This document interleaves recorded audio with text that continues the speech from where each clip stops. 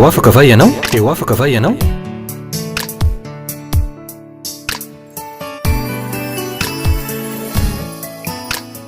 fandarany iarana fiangonana refi androndra kely eny ary tompoko omena voninahitra ny tompandriamanitra ary deraina ihany koa izy satria avy aminy zao fahavelomana nomena antsika izao ary avy aminy ihany koa ny fahafahana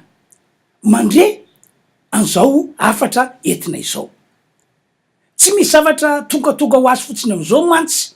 ny fiainantsika zanak'olombelona velona eto ambony ty tany ity nataon'andriamanitra nefa zany satria misy zavatra tian'andriamanitra atongavanao misy zavatra lehibe tian'andriamanitra ho tanterahana eo amin'ny fiainanao ho amin'ny tanjony avokoa ry havana malala ry mpiainy malala ny zavatra rehetra miseho eo amin'ny fiainatsika ohatra anamarinako an'izany ity tantara zay tantaraiko amin'ny areo ity tsy ino zany fa ny tantarany Josefa le voalaza ao amin'ny Genesis voalazao a dia ohatrany hoe tena ratsy tamy Josefa reo ralahany kanefa tsy zany no izy tsy ny ralahany Josefa no ratsy toetra na hoe ratsy saina raha nivarotra azy ho andevo tany Egypta eny raha ohatra ka mandinika tokoa ianao amin'ny fitsaran'olombelona dia toa marina le izy fa tsy zany nefa no izy fa raha ny voalaza amin'ny baiboly no jerena ka mpandinika baiboly ianao de mahita fa lay Andriamanitra tsy toa mihitsy lay tompony zao rehetra zao no nivarotra Josefa ho andevo tany Egypta fa tsy ny ralahany velively akory inona ny antony satria misy zavatra tian'Andriamanitra atongavana ao ho amin'ny tanjony avokoa tompoko ny zavatra rehetra miseho eo amin'ny fiainantsika zanak'olombelona io andoka tsika maky baiboly arak'izay voasoratra ao amin'ny salamo mba hafantaranao fa tsy ny ralahany Josefa no ratsy toetra na ratsy saina fa ka nivarotra azy ho andevo fa Andriamanitra mihitsy no nivarotra ny Josefa ho andevo tany Egypta namidin'Andriamanitra ho andevo tany Egypta izy satria misy zavatra tian'Andriamanitra atongavana ao hoy ao salamo fa 5 toy zao ny voasoratra andininy fa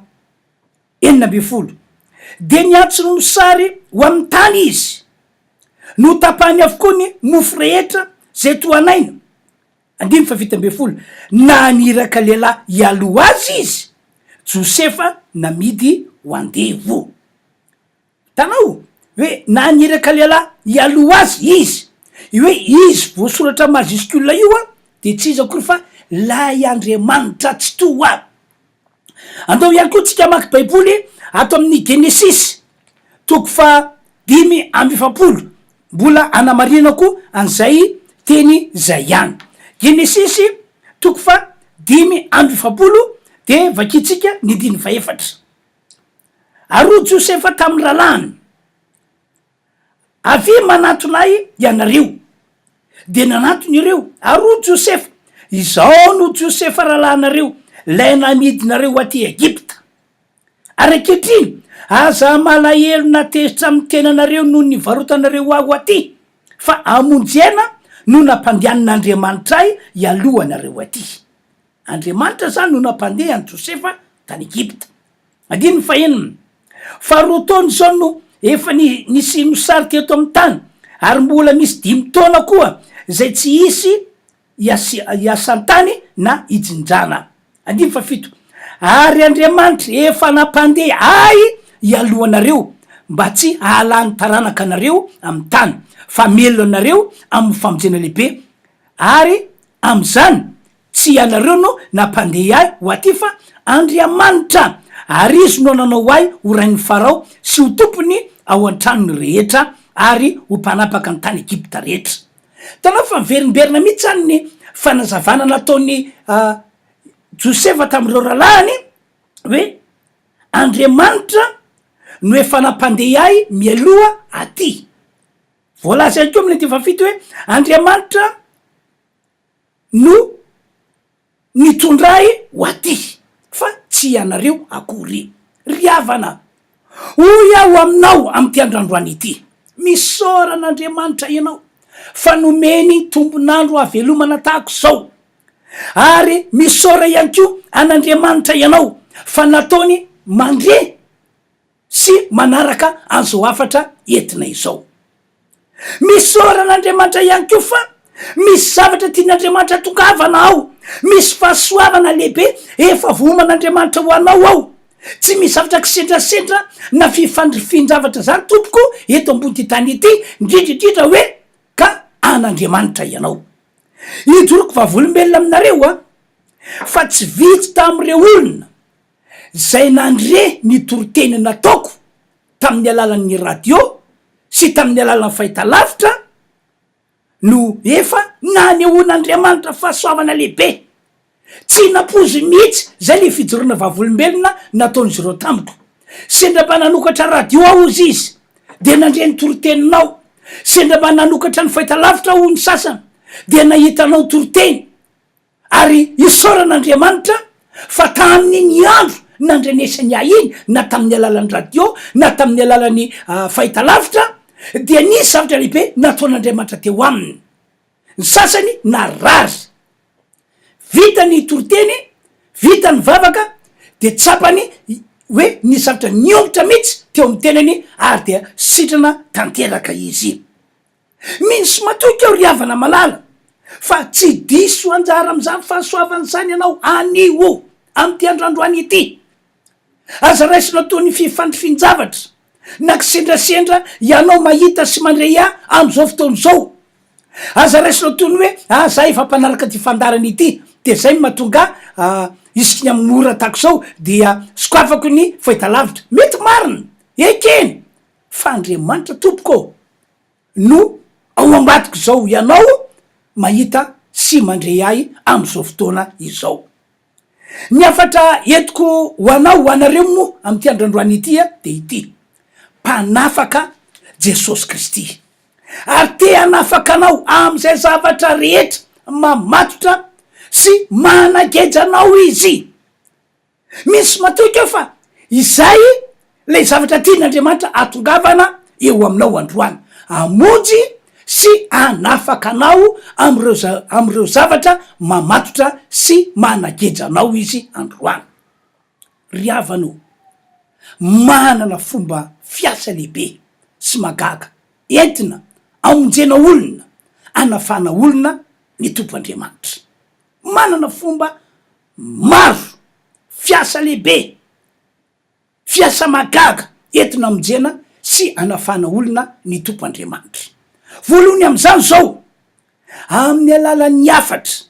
sy ny fampianarana eninao tahako zao zay milaza fa Jesosy no tompo sy mpamonjy, zay milaza ihany koa fa efa maty teo ambony hazo fijaliana Jesosy Kristy, efa nalevina ary efa tsangana tamin'ny maty. Amin'ny alalan'izany afatra izany no amonjen'Andriamanitra ny fanahin'ny olona mba tsy ho very mandrakizay. Tian'Andriamanitra ho am'izay famonjeny zay mihitsy ny fanahinao tompoko. Amin'ny alalan'izany ihany koa no anafan'Andriamanitra ny olona mba ho afaka amin'ny fanajambana ataony devoly. Tian'Andriamanitra ho afaka am'izany fanajambana ataony devoly zany ianao. Zany no antony natonga amin'ny Paoly apôstôly milaza ao amin'ny Romana toko 8:1-10 hoe ny filazantsara ho izy. Zany hoe ny filazantsara lazainy de Kristy matinao fahotantsika, Kristy nalevina, Kristy natsangana tamin'ny maty, zay natao hoe filazantsara. Ary amin'ny alalan'io filazantsara io ambara tahako zao no amonjen'Andriamanitra ny fanahin'ny olona, anesoran'Andriamanitra ny olona mba tsy ho ajambainy devoly. Zao ny voasoratra fa tsy menatra ny filazantsara ho Paoly, fa herin'Andriamanitra amonjena zay rehetra mino izany. Andriamanitra zany ny tombo Jesosy dia ao an-damosiny reny mpanompon'Andriamanitra zay manambara ny filazantsara ireny. Ao an-damosiny reny an-damosiny reny mpanompon'Andriamanitra zay mijoro vavolombelona ny am' Jesosy sy ny famonjena vitany teo ambony azo fijaliana ireny. Koa na izy mino tokoa fa Jesosy no tompo sy mpamonjy ao anatin'izy mandre ny tenin'Andriamanitra mandre ny filazantsara. Koa na izy resy lahatra ny am'ilay fanavotana vitany Jesosy Kristy teo ambony azo fijaliana, ary tapa-kevitra ny andray an Jesosy, ary tapa-kevitra ihany koa ny anome ny toerana ame toerana an Jesosy ao anatiny, dia ovonjena sy ho afan'Andriamanitra izany olona izany. Isy herin'Andriamanitra iasa amin'ny fomba lehibe sy magaga mba amonjena sy anafana an'izany olona izany. Ry havana, tian'Andriamanitra ho tanterahana eo aminao zany fahasoavana lehibe zany am'ty androany ity. Zay no antony natokanao nomen'Andriamanitra andro avelomana tahako zao. Zany no antony natokanao nataon'Andriamanitra nanaraka an'izao fandarana izao, nataon'Andriamanitra nandren'izao afatra izao, satria androany no fotoanany voatokan'Andriamanitra amonjena ny fanahinao, voatokan'Andriamanitra anesorana ny fanahinao mba tsy ho ajambainy devoly, ka rehefa tapitra ny fotoana hijanonanao eto ambony tany ity dia tian'Andriamanitra hoentina ho any aminy hiaraka aminy mandrakizay ianao. Hafa mihitsy mantsy ry havana, zany hoe voavonjy ny fanan'le olona, ary afaka amin'ny fanajambana ataony devoliny olona. No zany ekeo Jesosy Kristy sy ny fanavotany vitany teo ambony azo fijaliana. Ekeo zao afatra entiko anao zao, fa amin'ny alalan'izao hoy ao no amonjen'Andriamanitra fanahinao ary anesoran'Andriamanitra ny fanajambana zay nataony devoly teo aminao hatram'izay. Manana fomba fiasa lehibe sy magaga ihany koa ny tompo entina amonjena sy anafahana ny olona izy. Faharoa am'izany, nomen'Andriamanitra ny mpanompony ny fahefana entina mandresy ny rehetra anana fahavalo.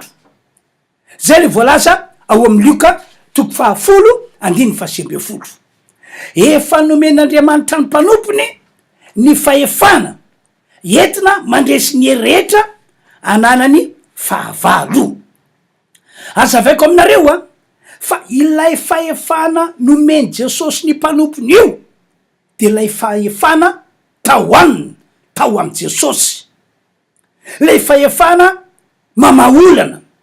lay fahefana manasitrana ny marary, lay fahefana maresy devoly. Mazava be mihitsy ny voalazan'ny Lioka 10:20. Andoko evakitsika zay teny zay toy zao mivoasoratra: indro efa nomeko fahefana anitsika mianarana sy maikoka sy andresy ny rehetra anana fahavalo ianareo, ka tsy hisy ampaninona anareo akory. Jesosy no teny efa nomeko anareo izy izy fahefana anitsaka ny maikoka sy ny mianarana ary andresy ny rehetra anana ny fahavalo, ka tsy hisy ampaninona anareo zany. Tsy haiko raha azonao tsara tiany Jesosy ambara, fa lay fahefana tao am' Jesosy, le mahavoavaolana, le mahasitrana ny marary, le maharesy devoly, zany no fahefana nomeny Jesosy ny mpanompony, mba ahafahan'ny Jesosy manao zavatra lehibe sy magaga eo amin'ny fiainan'ny olona, mba amonjena sy anafahana ny olona. Mba dinio angeny voalazan'ny Baiboly entiko milaza aminareo fa efa nomeny Jesosy ny mpanompony lay fahefana. Iza moa reto voalaza hoe apôstôlin' Jesosy reto no afaka manasitrana izy, afaka maresy devoly, afaka manao fagagana. Iza moa reo olona voalaza hoe apôstôlin' Jesosy Kristy reo no afaka manao an'izany rehetrarehetra zany. Toy ny olona rehetra ihany izy reo, fa saingy no lay fahefana efa nomeny Jesosy azy reo dia afaka manasitrana izy, afaka marisy devoly, afaka manao fagagana, afaka mamaolana ame ohatra ngia hoe arao tsara ke ty tenin'Andriamanitra ity mba hafantaranao fa ny fahefana avy any an-danitra avy amin'Andriamanitra avy am' Jesosy zay nomena ny mpanompony no nahatonga ny mpanompony araky ny ninambarako teo hoe afaka mamaolana, afaka manasitrana, afaka marisy devoly. Ato amin'ny asin'ny apôstôly toko fa 7 zao no vakitsika. Asin'ny apôstôly toko fa 7 de vakitsika ny andininy 3 to zao ny voasoratra. Ary nitoetra ela teo izy ka nitory tamin'ny fahasahina no nifatikin'ny tompo zay nanome vavolombelona hamarina ny tenin'ny fahasoavana ka nampanao azy roalahy famantarana sy fahagagana. Mazava be mihitsy ny voasoratra hoe zay nanome vavolombelona hamarina ny tenin'ny fahasoavana. Andriamanitra ny tompo Jesosy mihitsy no nanome vavolombelona hamarina an'le teny zay toriana sy ambarany Paoly ambarany reto mpanompon'Andriamanitra reto. Asin'ny apôstôly ihany ko toko fa 9 de andininy 1 de toy zao ihany ko voasoratra. Ary ny tanan'i Paoly no nanaovan'Andriamanitra fahagagana lehibe maro. Enao tsara le teny a. Ary ny tanan'i Paoly no nanaovan'Andriamanitra fahagagana lehibe maro ka de ny mosara sy ny fiarin'akanjo teny aminy no nentina atao amin'ny marary de sitrana ny aretiny ary nivoaka ny fany ratsy. Tena zay mahatonga nametraka fantaina hoe raha mandikika baiboly ianao de hoe iza moa ireto olona voalaza hoe apôstôly Jesosy Kristy reto no dia afaka mamaolana, afaka manasitrana, afaka marisy devoly, afaka manao fagagana. De zao no teniko taminareo hoe toy ny olona rehetra ihany izy reo, fa saingy ny fototra natonga azy ireo afaka maneho an'izany zavatra tsy takatra ny sainy zany de satria Andriamanitra no nanome azy ireo ny fahefana. Andriamanitra no nanome azy ireo ny fahefana. Ry hafanao hatram'izao vaninandro misy atsika izao de misy resy lahatra ny am'izany fahefana nomen'Andriamanitra, nomeny Jesosy ny mpanompony zany izahay. Tena resy lahatra ny am'izany ary zany no antony mahatonga anay sa mivavaka ho an'ny olona zay manana olana, sa mivavaka ho an'ny olona zay manana aretina, sa mivavaka ho an'ny olona zay voafatotra fany ratsy. Mino akio zay ambony zany fa Jesosy Kristy no tsy miova, omaly sy anio ary mandrak'izay ka hoy aho hoe manana olana ve ianao zay mahita sy mandre ahy am'izao fotoana zao. Inona lay olana mahazo anao? Marary ve ianao? Manao ahoana sy manao ahoana misehon'ilay aretina na mierin'ilay aretina? Efa tsapanao tena kify tanteraka ve ianao na kify tanteraka reo fianakavianao amin'ny fitsaboana anao satria tsy mety sitrana mihitsy anao kanefa miarena miafongana misy fanaratsy mampahory sy mampijaly ve ao aminao ao? Saika isan'alina dia misy tahotra sororo zany ao anatinao. Manofo ratsy foana ve ianao? Toa mahita olona na biby misavika anao ve ianao? Tsy misy mety ve ny ataonao rehetra? Tsapanao fa mandamoka sy matekaranany mandrakariva ve ny zavatra rehetra ataonao na tamin'ny lafininina na tamin'ny lafininina? Mijaly ara-pitiavana sy ara-panambadiana ary ara-tokantrano ve ianao am'izao fotoana zao? Inafy tompoko reo zavatra ratsy manjoanao ka mahatonga anao a wila amoy fo tanteraka mihitsy ohatrany hoe tsy teo velona itsony anao eto ambony ty tany ity. Hoy aho aminao, mpamonjy Jesosy, mpanafaka izy, tsy miova am'izany asy zany izy mandraky tia ny androany satria izy no tsy miova omaly sy anio ary mandrak'izay. ary tsy miovataky zany ihany ko ny teny efa nambarany araky nolazaiko taminareo tery aloha nanome fahefana andro apôstôly izy tamin'ny fotoana nandalovany tety ambony tany inonay inoko manokana fa nanome anay an'zany fahefana zany ihany ko izy am'izao vaninandro misy antsika izao. Raha mino zao ianao, raha mino ianao zao hoy ao dia monjy sy anafaka anao am'ireo zavatra ratsy manjo anao Jesosy Kristy amin'ny alalan'ny vavaka zay ataonay rehefa avy eo, na amin'ny alalan'ny vavaka zay ataonay rehefa tonga mamonjy ny fiteam-pivavahana zay karakaranay fiangonana refy androndra kely ianao, na amin'ny alalan'ny vavaka zay ataonay raha ohatra ka tafahoana isika raha sitrapon'Andriamanitra anirinany. Ijoroko vavolombelona aminareo a fa tena mpamonjy sy mpanafaka Jesosy ary mpitondra fiainana vaovao hatrany hatrany izy de ity ndre mandeha nisy madama kely anakiray zay tonga tao amboroko niaraka tamin'ny ray aman-dreniny izy ary niaraka tamin'ny rafozany ihany ko. Efa elaela moa le izy ka tsy tsaroko tsara fa fahazahoako ny resaka nataon'izy ireo a de avy any Antsirabe any mihitsy raiky am'ireo ray aman-dreny na le rafozany no naketo Antananarivo iaraka amin'io vinanto iaraka amin'io madama kely io hoe ila famonjena ila fanafahana satria efa tapidalaka le tanteraka noho ny zavatra zay nanjo azy. Marina fa tsy nentina zaza mihitsy io madama kely io, mitoejaza ihany izy fa saiky afa-jaza foana fitadiavako azy eo amin'ny fahefatry ny volana eo no matetika no afa-jaza izy. Tena verevitra ty madama kely ity, verevitra ny ray aman-dreny, verevitra ny rafozana ary zay no atonga amin'ny teny hoe tsy kisendrasendra ny nandrenesany sy nahitany anay tamin'ny alalan'ny radio na tamin'ny alalan'ny televiziona. Fa raha vao nandre izy de nano mifampidinika izy mianakavy de nanomana programa hoe andotsika iona amin'io mpanompon'Andriamanitra io, andotsika iresaka aminy manoloana zao olana mianjady izao. De rehefa tonga tao amboroko ry zareo tao amin'ny borao refy androndra kely de nambarako tamin'izy ireo ny am Jesosy Kristy zay fa maty, zay fa tsaka tamy maty, zay tsy miova masy ny oro-mandrak'zay hoe tompo sy mpamonjy Jesosy,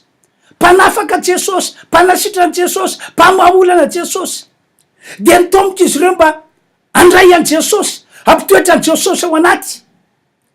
De nambarako taminy ihany ko mba tsy rorosainy zareo na isalasala fa iny fa mpanompon'Andriamanitra ny tena ary mpanompon'Andriamanitra azon'Andriamanitra ampiasaina mba amonjena azy, anafahana azy manoloana zao olana zao. De rehefa nataoko ny vavaka taorina ny fampahirezana, taorina toroteny de nitsofoko rano zareo, aza matahotra intsono iaho fa zay zavatra ratsy nanjo anareo tao anatin'izay taona maro zay tsy anjo intsono manomboka am'ty androandroany ity. Isaorako any Andriamanitra zay miarany asa tamiko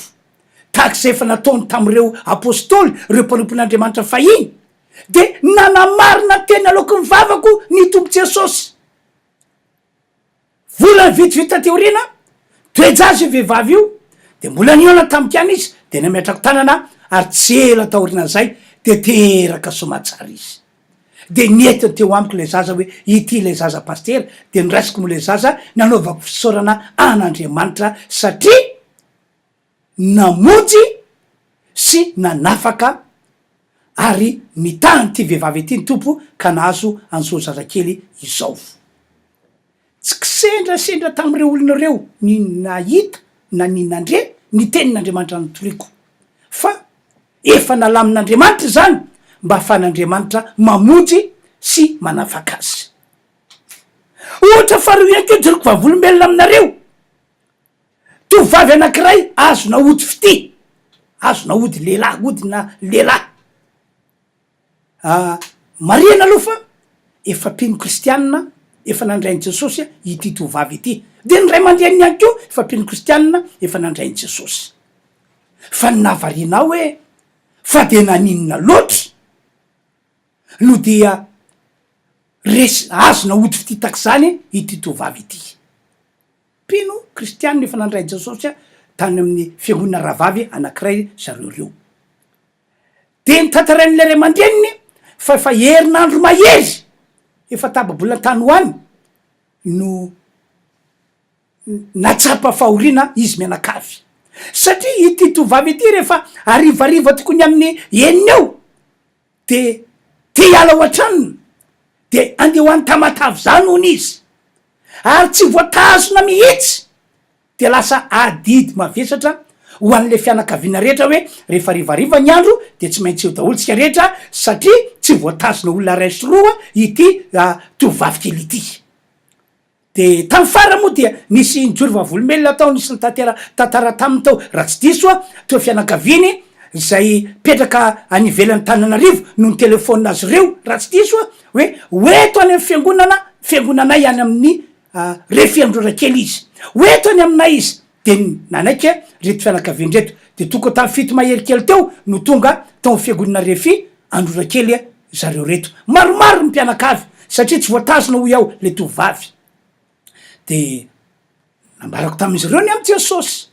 nambarako tamin'izy reo ny amy jesosy tsy mivo masinina raha mandrakizay nambarako tamin'izy reo fa mpanafaka mpamoty jesosy ary mpanafaka ary tsy misy fanaratsy afaka idominina amin'ny olona manompo an'Andriamanitra zany fa ny olon'Andriamanitra maresy devoly de nataony mivavaka natsoky ihany ko reo ekipa mpiara-miasa amiko nivavaka ho azy de nasainy anatoro tao trano fiangonana moa reto fianakaviny reto taorina vavaka de natoro tsara be mihitsy le tovavy maraina ny andro de tsapany tena ary saina le tovavy ary tsy verina tamintsolo mandraky tiany androany zany aretiny raty zany kanefa tamin'isy tonga tao fiangonana refy androrakely tamin'io alina tamy fito alina io de ny andeha ho any tamatavy any mamaky azy de tena mitana nisy sary vana ny tana tsy voava fa vana tamin'ny anarany jesosy fa raha vototra ihany de misy sarina tovolahy anankiray hoe ho any tamatavy hony izy zany ny herina otifity zany ny herina devoly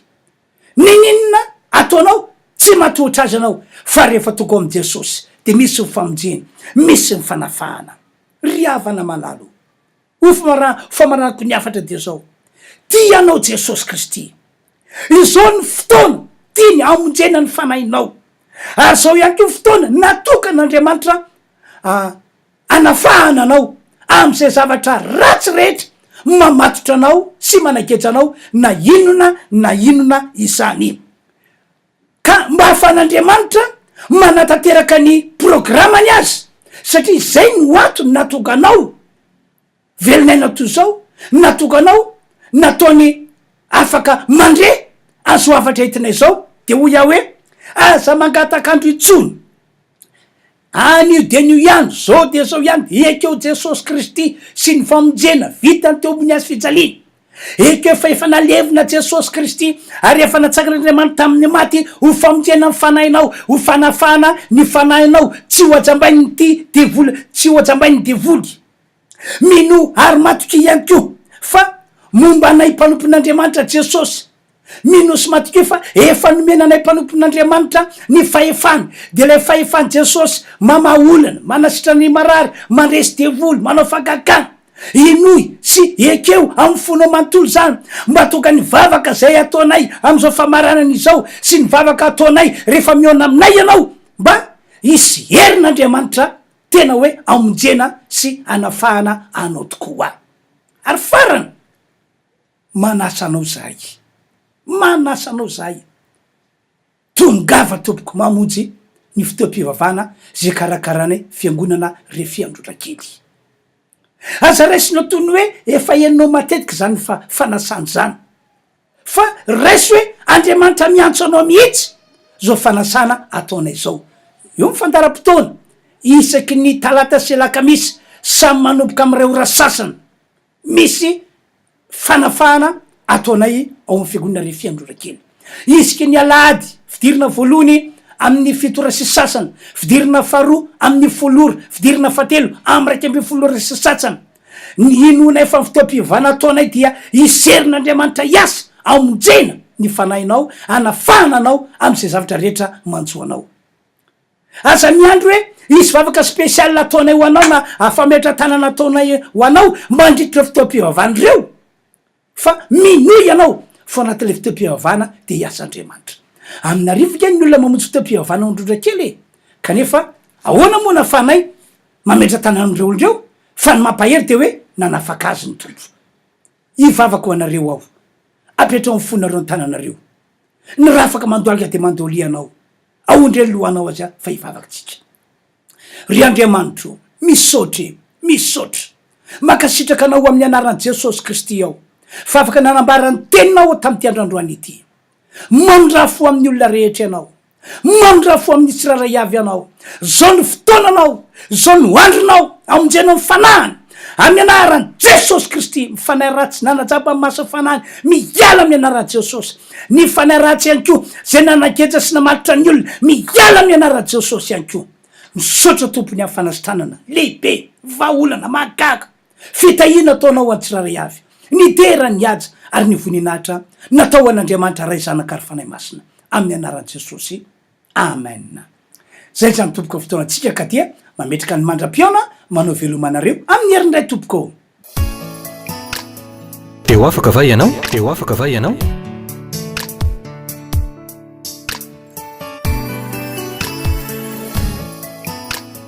fandarany iarana fiangonana refi androndra kely